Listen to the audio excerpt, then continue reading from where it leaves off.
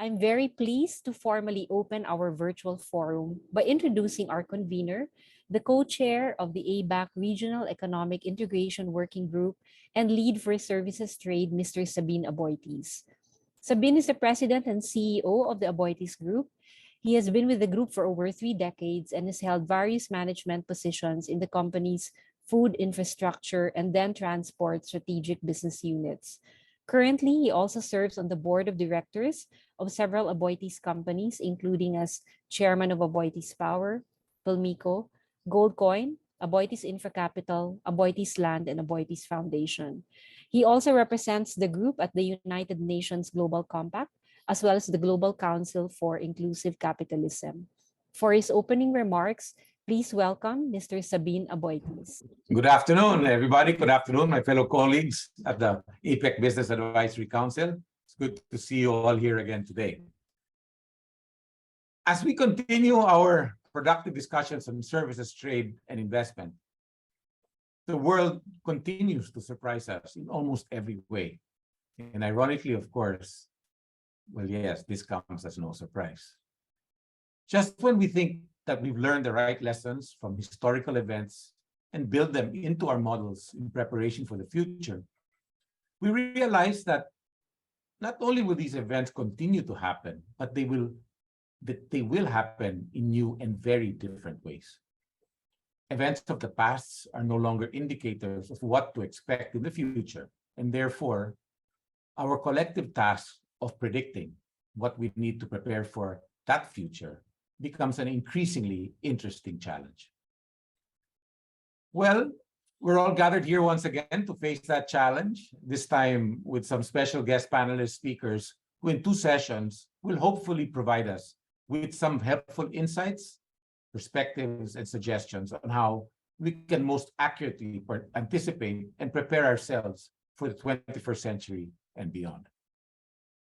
How do we engage both private companies and public institutions to effectively work together towards bringing our region to the front lines of modern innovation and to keep up with the rest of the rapidly accelerating world? What tools, talents, skills, and competencies do we need to sharpen our edge on a global scale so that we can stay competitive and even take the lead in areas where we might have an advantage?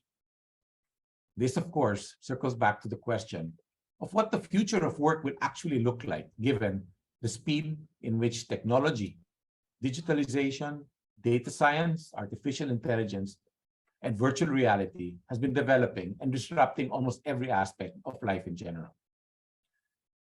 The race to provide faster and better services to more customers is definitely a heated one, and I believe the APEC region is ready and capable to secure a strategic position in that race. But I also believe that in order to do this, we must all be constantly guided by a strong spirit of cooperation, and not just among ourselves as member nations, but as also within ourselves as individual nations, and how our business communities work with our respective governments.